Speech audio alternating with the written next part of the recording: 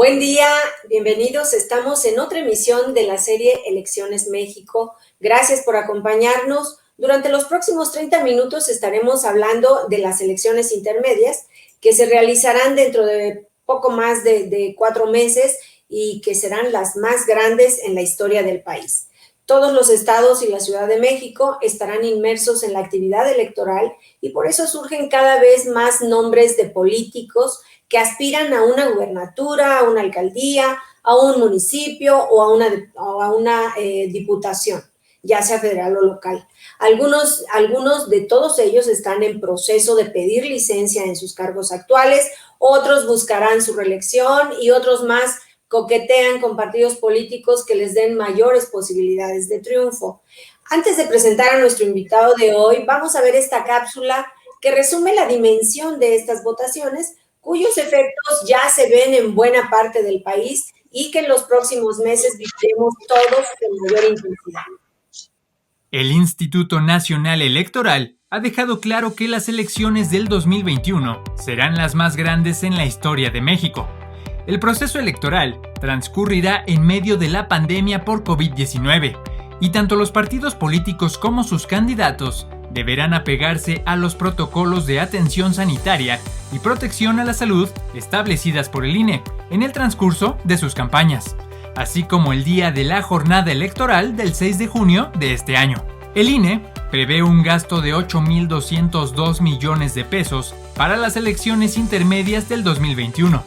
Dentro de ese presupuesto está contemplado cumplir con las diversas etapas de los procesos electorales federal y locales, en los que se elegirán 21.368 cargos de elección popular, 15 gubernaturas, se renovará la Cámara de Diputados con 300 legisladores por mayoría relativa y 200 por la vía plurinominal. Asimismo, se renovarán 30 congresos locales con 1.063 diputados, así como 1.926 ayuntamientos y juntas municipales. Se prevé la participación de 94.800.000 votantes que están inscritos en el padrón electoral. Según las estimaciones del Instituto Nacional Electoral, se instalarán 161.000 casillas, en las que participarán 50.000 supervisores y capacitadores estatales. Además, en estas elecciones, de acuerdo a la Ley de Reforma Electoral, habrá la posibilidad de reelección de diputados del Congreso de la Unión, además de los legisladores locales, presidentes municipales, alcaldes de la Ciudad de México e integrantes de los ayuntamientos y concejales. Por sentencia del Tribunal Electoral del Poder Judicial de la Federación, la paridad de género será un factor importante en la contienda electoral, ya que los partidos deben designar al menos a 7 mujeres como candidatas a gobernadoras. En una elección de este tamaño, con tantos cargos involucrados y con tal cantidad de candidatas y candidatos, surgen muchas dudas en torno a qué pueden y qué no pueden hacer quienes están en contienda electoral y también en qué momento lo pueden hacer o cuándo se arriesgan a violar las leyes electorales. Hoy conversaremos sobre qué permite la ley y qué no permite la ley con Eduardo Aguilar Sierra, abogado y académico de la UNAM y de la Universidad Panamericana y experto en temas constitucionales y electorales. Eduardo, gracias por enlazarte a esta transmisión. Qué gusto, Norma, muchas gracias. Un saludo a todos los que nos ven y nos escuchan. Saludo mucho a Alcaldes de México, una gran revista, una gran iniciativa muy exitosa que lleva muchos años siendo tendencia y pionera en estos temas. Y muchas gracias, Norma, por esta entrevista. Gracias, Eduardo. Y amigos del público, únanse a la conversación. Estamos transmitiendo también por Alcaldes TV a través de YouTube. Usen el hashtag Elecciones México y manden sus comentarios. Eduardo, estamos en la etapa de definición de precandidatos y candidatos, de elecciones internas dependiendo de los mecanismos establecidos por cada partido político. Eso lo venimos viendo ya desde hace unos días. Un par de semanas. Compártenos para iniciar, por favor, un panorama general de la etapa que ahorita está corriendo y de las que vamos a ver en los siguientes 4 meses en todo el país. Yo te agradezco mucho siempre este interés, Norma, por los temas jurídicos electorales, porque normalmente siempre en estos momentos destacan, pues principalmente los aspectos de mercadotecnia, los de las encuestas, pero también la parte legal es fundamental, porque es importante saber cuáles son las etapas, los momentos, los procesos, qué se puede hacer, qué no se puede hacer, y déjame ponerte además para abrir boca otros grandes problemas, no respuestas, pero sí problemas. Reelección, deben o no renunciar los alcaldes o diputados que se quieran reelegir, pueden hacer campaña estando en su cargo y en horas hábiles, pueden usar sus vehículos, pueden usar sus celulares, tienen que separarse en alguna hora determinada de sus actividades para empezar a hacer campaña. ¿Qué pasa con la promoción de la página de internet de los ayuntamientos? Gran pregunta todo este primer horizonte de reelección. Segundo gran problema, propaganda gubernamental. Las famosas mañaneras, si los gobernadores pueden hablar o no, y el señor presidente de la República, de temas electorales, y en qué momento se pierde la línea en cuando es un tema de vida nacional o es un tema estrictamente electoral. ¿Quién lo prohíbe? ¿Qué se prohíbe? ¿Por qué se prohíbe? Otro gran problema, además, bueno, todo el tema de redes sociales. Esta elección en pandemia va a ser una elección donde las redes sociales van a jugar un papel fundamental. ¿Cuánto se puede gastar en redes sociales? ¿Quién puede gastar en redes sociales? ¿Cómo se fiscalizan las redes sociales? Se puede en Facebook, se puede en Twitter. Si yo le pongo que ha pautado X persona tanto dinero, eso es lo que el INE se queda como verdad. Y luego, ¿qué hay atrás de eso en cuanto al origen del dinero? Otro gran tema. Y por supuesto, no perdamos de vista los actos anticipados de campaña y todo el proceso de intercampaña, que también es jurídicamente muy interesante. Pero para responder tu pregunta, ¿en dónde estamos hoy? Hoy estamos en una etapa que la ley, además de que todos sabemos, la ley le llama precampañas. Y las precampañas desde hace ya prácticamente unos 6 años están reguladas por la legislación mexicana. Antes no había reglas. Hoy las precampañas existen. ¿Y qué posibilidad hay para hacer en precampañas? De entrada ya lo están viendo nuestros amigos en la televisión y en el radio porque han empezado a ver más spots. ¿Por qué? Porque ya los partidos políticos tienen el derecho de utilizar sus tiempos para las precampañas. Debo reconocerte que ha habido una desvirtuación de los spots en radio y tele por las precampañas. Cuando nace con la ley, más espacios en radio y televisión en precampañas, es para que se posicionen los precandidatos. Suponiendo que hubiera una contienda real democrática interna en algún partido político, pues es para que el precandidato A con el precandidato B salgan los dos en televisión y en radio y los militantes de su partido político puedan observar, analizar y determinar quién es la mejor opción. Hoy la realidad es que ningún partido político lo está haciendo así. No están dejando que ningún precandidato utilice ese espacio para radio y tele. Prácticamente todos los partidos han cooptado el espacio y lo han utilizado para sus fines. El INE ha tomado ya decisiones sobre esto. Por ejemplo, un partido político utilizó su pauta de precampaña para promocionar una alianza electoral con otros partidos políticos. El INE dijo, no, esto no es precampaña, esto sí se baja. Pero otros spots genéricos sí están siendo permitidos. ¿En dónde estamos hoy en la etapa de precampaña? Pues no solamente en la etapa de elegir candidatos en cada partido político, la cual, por cierto, concluye el 31 de enero de este año. Prácticamente a partir del 1 de febrero es cuando ya no puede haber precampañas y empieza el segundo periodo que se llama intercampañas, en donde hay un silencio, en donde no estamos ni en campaña ni en precampaña, y ahí prácticamente los partidos se pueden mover poquito y evidentemente los candidatos mucho menos. Pero para dejar también tu reflexión con mayores datos para los que nos ven y nos escuchan, no basta, también basta recordar cuáles son las alianzas que tenemos hoy. Se ha firmado una alianza entre el PAN, el PRI y el PRD que se llama Va por México, con un logotipo oficial, y luego hay otra alianza formal que es la de Morena, que se llama PT, bueno, que la incluye Morena, PT y el Verde Ecologista. Esos van prácticamente en los 300 distritos electorales. La de el PAN, el PRI y el PRD originalmente se había firmado por 170, pero se está ampliando y probablemente llegue ya a los 300, 100 para cada partido. Adicionalmente, para que también nuestros amigos lo tengan en el radar, hay 3 partidos de nueva creación que van a poder contender, que no pueden contender con alianzas, pero sí evidentemente con candidatos, que son el partido Fuerza Fuerza México, o Fuerza por México, mejor denominado, el partido Encuentro Solidario, que esto muchos recordarán que es el PES. Lo que pasa es que el PES perdió su registro, ahora cambia su nombre, ya no es Partido Encuentro Social y es Partido Encuentro Solidario, pero jurídicamente es un nuevo partido. Y hay otro partido que es Redes Sociales Progresistas. Este es, digamos, para abrir boca, el escenario con el que nos enfrentamos, Norma. Un escenario bastante completo. Vamos a ir por partes, esperemos nos dé tiempo de abordar cada uno de los puntos que nos acabas de mencionar. Son vastos, es muy vasta la temática y nos interesa mucho escuchar esta óptica jurídica que debemos tener muy en cuenta también como ciudadanos, no solamente quienes van a las candidaturas, sino todo el público en general. Vamos a comenzar por algo de lo que hemos estado viendo mucho y que es en los últimos días, y que es la posible reelección tanto de presidentes municipales como diputados. Este tema de la reelección, que es uno de los que tocaste por primera vez, en primer lugar, perdón, vamos a desmenuzarlo un poquito más. Primero, de los presidentes municipales, ¿cuáles son las reglas que debe cumplir un alcalde que se debe reelegir?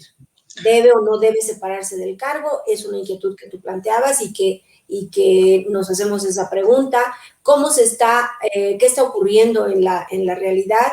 ¿Qué puede y qué no puede hacer un alcalde que se quiere reelegir? Específicamente, los alcaldes que se quieren reelegir.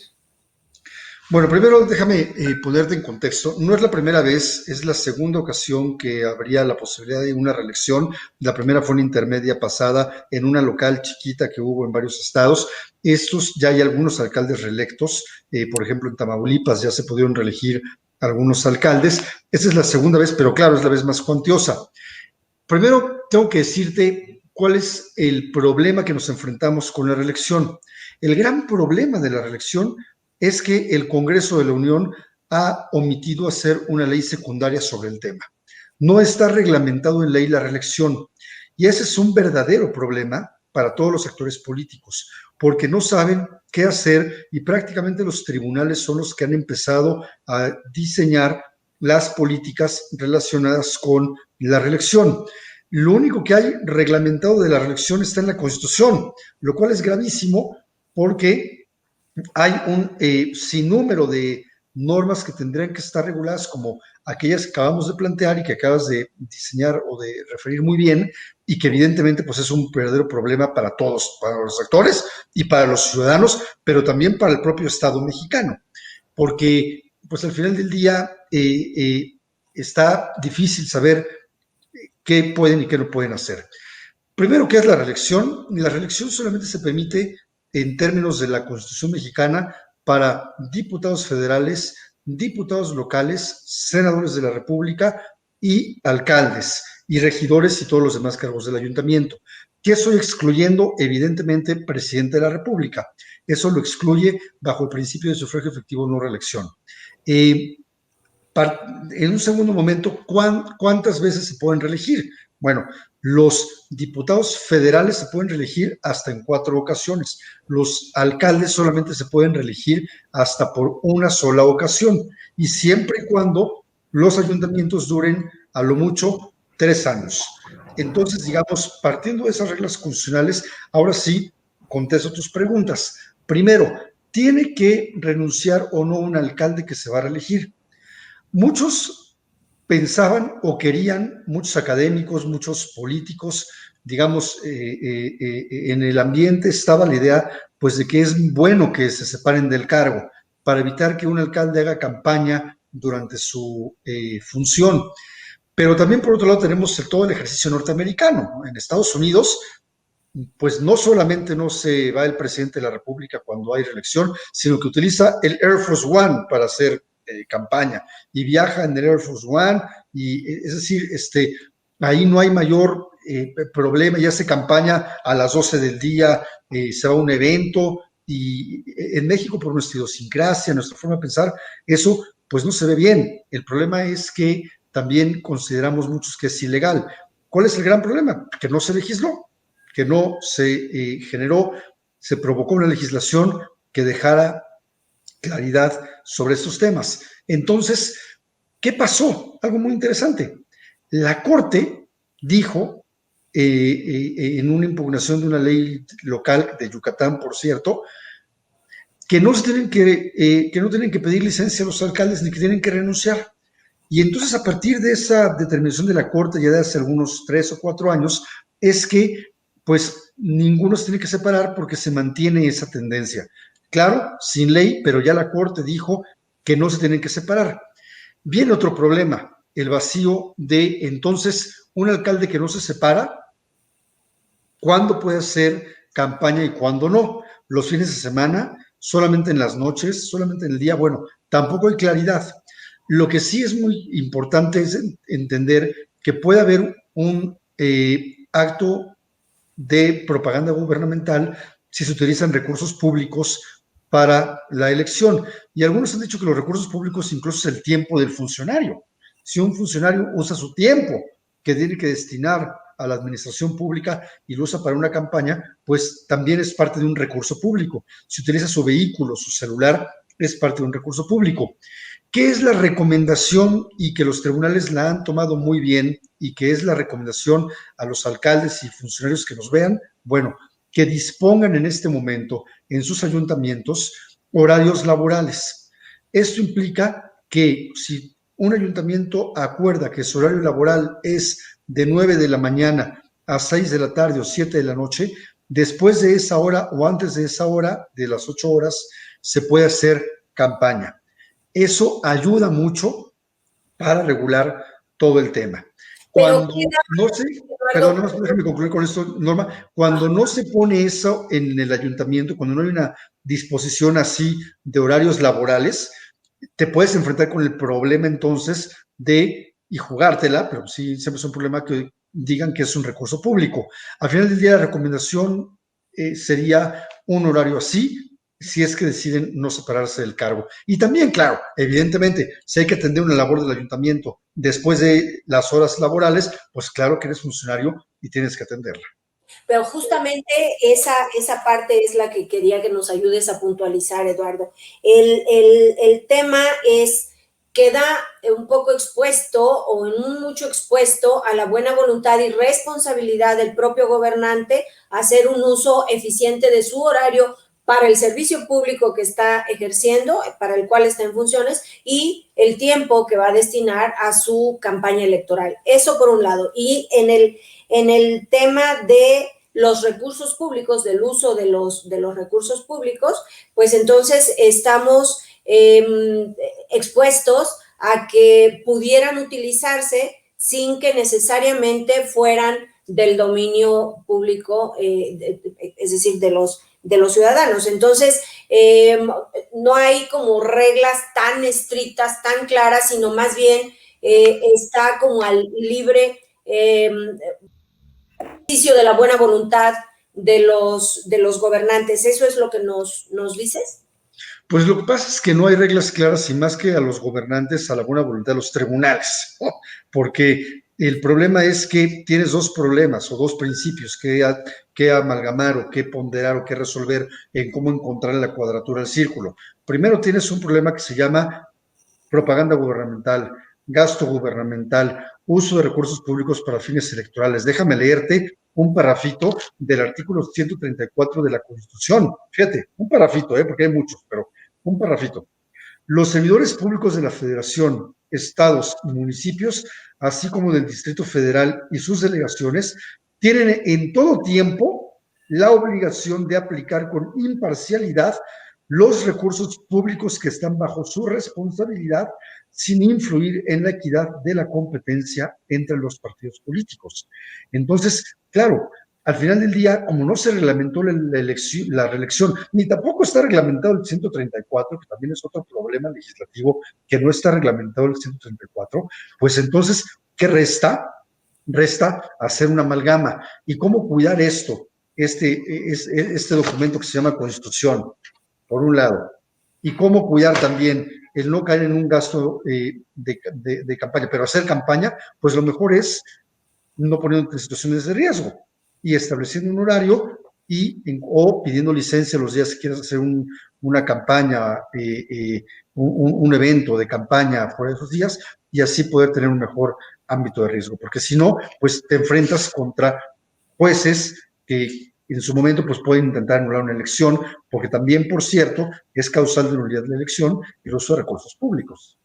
Y en cuanto al tema de pedir licencia que nos comentabas, Eduardo, pues bueno, la Corte estableció que no es necesario que pidan licencia, según nos decías, pero lo que estamos viendo en la práctica es que algunos sí piden licencia, otros no piden licencia. Quiere decir que los que están solicitando esa licencia es simplemente en un acto también de libre albedrío. Sí, tal cual como lo dices, no hay ningún estado que hoy no obligue o que obligue a no pedir licencia, ¿no? Todos pueden pedir licencia o todos pueden utilizar su cargo y buscar la reelección. Al final del día también uno lo que hace es pues, análisis electorales, ¿no? A lo mejor si requieres más tiempo, pues evidentemente pides una licencia y si no te quieres arriesgar también. Si estás bien posicionado, pues no te arriesgas y pides tu licencia. Ahora, en el caso de los diputados, Eduardo Aguilar, de los 500 diputados que integran la Cámara Baja, 448 hasta ahora han expresado su interés por reelegirse. No quiere decir que vayan al final a ser calificados como candidatos por sus partidos políticos, pero son los que han expresado su interés. A partir de las reglas que los propios diputados también autodefinieron para poder reelegirse, ¿hay suelo parejo para los candidatos que quieran ser electos para una siguiente legislatura, pero que actualmente no sean diputados? No, yo creo que sí, porque al final del día, si la reelección existe, si la reelección subsiste, pues al final del día los diputados tienen la posibilidad, evidentemente, de contender. Ahí yo te diría que está todavía hasta más el suelo parejo que con los alcaldes, porque con los alcaldes pues hay recursos públicos de por medio, con los diputados esos recursos son evidentemente mucho más limitados en términos de ejercicio de recurso público, ¿no?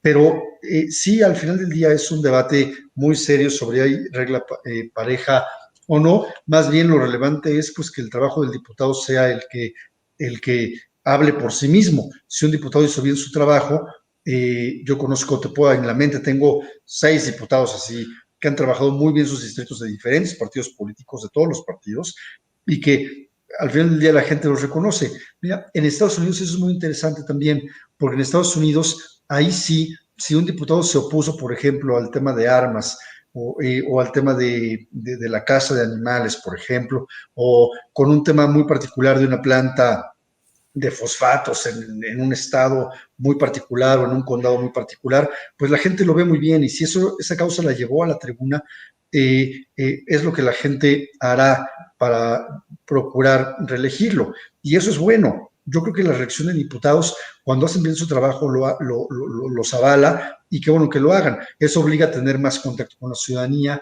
y en este caso, en el caso de los congresos, yo la verdad es que no veo tan complejo el tema del piso parejo, a diferencia de ayuntamientos. Ahora, en cuanto a las campañas políticas, ¿cuáles se consideran actos anticipados de campaña y cómo pueden evitarse? Preciosa pregunta, Norma, te metiste en el tema más complicado porque se han anulado, la primera pregunta que hay que hacerle a nuestros amigos y amigas es, ¿se han anulado o no candidaturas por actos anticipados de campaña? La respuesta es sí. Si hay un acto anticipado de campaña, puede influir, por supuesto, en que se anule para el candidato una elección o que le quiten en todo caso su candidatura, sí ha pasado. Si hay un gasto excesivo en la precampaña, también se le puede quitar la precandidatura. ¿Y cuál es un problema para el tema de los actos anticipados de campaña?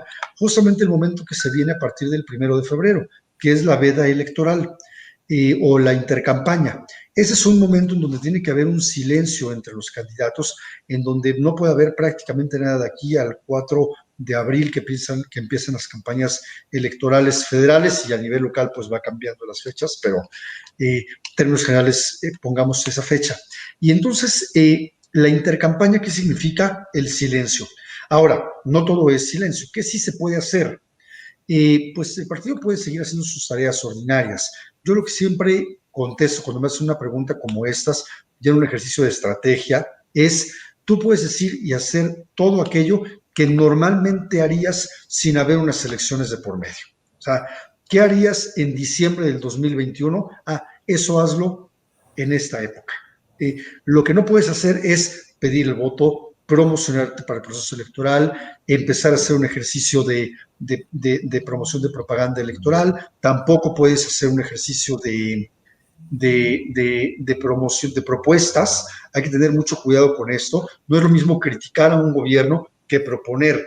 En esta época se puede criticar, pues es parte de un ejercicio que harías en diciembre del 21, por ejemplo, pero proponer para las próximas, la próxima legislatura, eso no lo puedes hacer. Y en ese silencio es donde tienes que circunscribir. Claro que los alcaldes, pues que no han pedido todavía licencia y que no se han separado en la etapa de intercampaña, la tienen un poco más fácil. Eso, justo eso quería puntualizar. Entonces, los presidentes municipales que no solicitan licencia, porque ya veíamos que esto es pues un acto voluntario, pero los que no lo solicitan, los que siguen en ejercicio de funciones, literalmente pueden seguir hablando de su obra de gobierno. Prácticamente sí, no hablando de su obra de gobierno, porque también se puede considerar como un tipo de campaña, pero, y porque también, ojo, porque acuérdate que hay reglas para en qué momento tiene que haber ya una ausencia de propaganda gubernamental, que principalmente es cuando empiezan las campañas. Pero lo que sí pueden hacer, por ejemplo, pues es seguir haciendo su trabajo. O sea, un alcalde no se puede detener, el presupuesto público subsiste, la sociedad tiene necesidades de todo tipo y más en la pandemia. Y claro que se puede hacer un trabajo muy serio, responsable y respetuoso. Lo que sí es que habrá que generar y trabajar algunas directrices para evitar una promoción personalizada del funcionario público, para cuidar también, pues evitar que se utilice o se pretenda decir que hay un acto anticipado o que hay evidentemente un acto de propaganda gubernamental. Ya se nos está terminando el tiempo, Eduardo Aguilar, qué rápido se nos ha ido, pero antes me gustaría, aunque sea brevemente, tocar el tema del uso de las nuevas tecnologías, sobre todo en una coyuntura como esta de pandemia. ¿Está debidamente regulado para estas elecciones? Qué gran pregunta. No está regulado para las elecciones como se debería. El INE está haciendo unos esfuerzos, está empezando a sacar algunos lineamientos. Prácticamente lo que se está buscando es evitar un gasto excesivo. Lo que sí te puedo decir de entrada es que una propaganda en redes sociales se puede fiscalizar y también está sujeta a los límites de la libertad de expresión que está en la Constitución. O sea, no puedes difamar, no puedes calumniar, no puedes mentir, no puedes decirle a alguien en redes sociales que es pederasta cuando no hay una condena que digamos así, lo sustente, por poner un ejemplo muy dramático, digamos, ¿no? Al final del día el tema es, hay que tener cuidado con los contenidos porque se pueden anular elecciones por redes sociales. Es más, déjame decirte que en las elecciones de Hidalgo estuvieron a punto, es más, el Tribunal Electoral lo anuló y luego el Tribunal Federal le quitó la nulidad a una elección de un municipio porque se utilizó una propaganda religiosa en un spot de redes sociales pautado en Facebook. Entonces, o una aparente propaganda religiosa, porque algunos decían que era una catedral, otros que no. Bueno, estuvo a punto, pero es redes sociales lo que estuvieron a punto de anular. Ahora, tema de gasto, mucho cuidado con el gasto. El gasto en redes sociales es fiscalizable. El INE tiene el derecho para solicitar a la Comisión Nacional Bancaria de Valores que rompa el velo del secreto bancario y se puede hacer un rastreo o trazabilidad del dinero.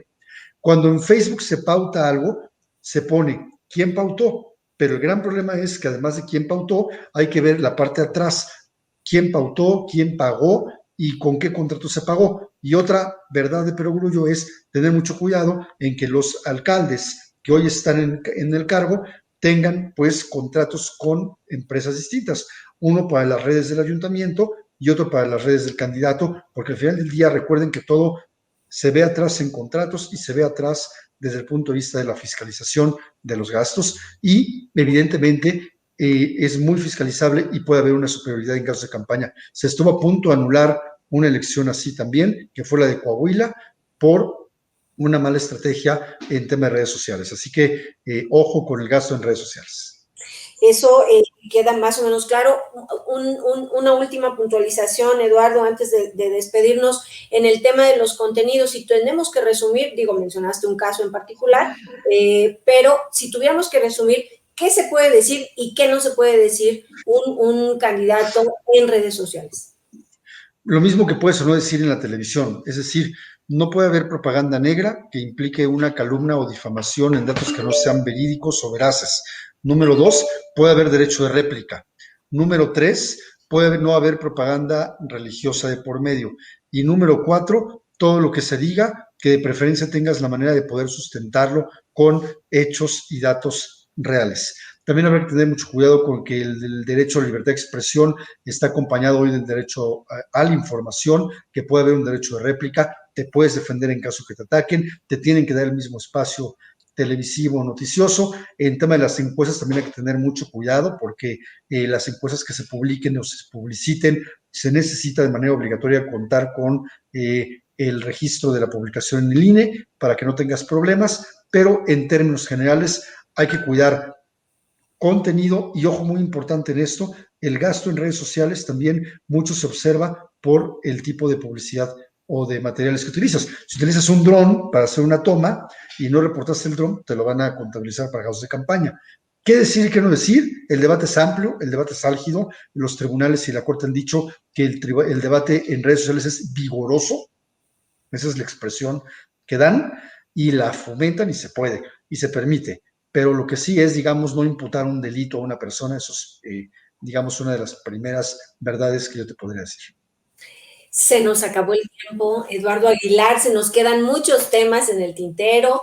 Te vamos a comprometer a que aceptes otra invitación a más adelante, ya que nos compartas este punto de vista, esta óptica jurídica, que también debemos considerar mucho en este proceso electoral tan importante, tan relevante, histórico, por las implicaciones que tiene en el contexto en el que se están realizando, por el número de cargos que se van a elegir, por los nuevos principios de paridad de género que se están involucrando y por muchos otros temas. Entonces, agradecerte mucho que nos hayas acompañado en esta ocasión y esperar que nos puedas acompañar una siguiente vez para seguir hablando del tema.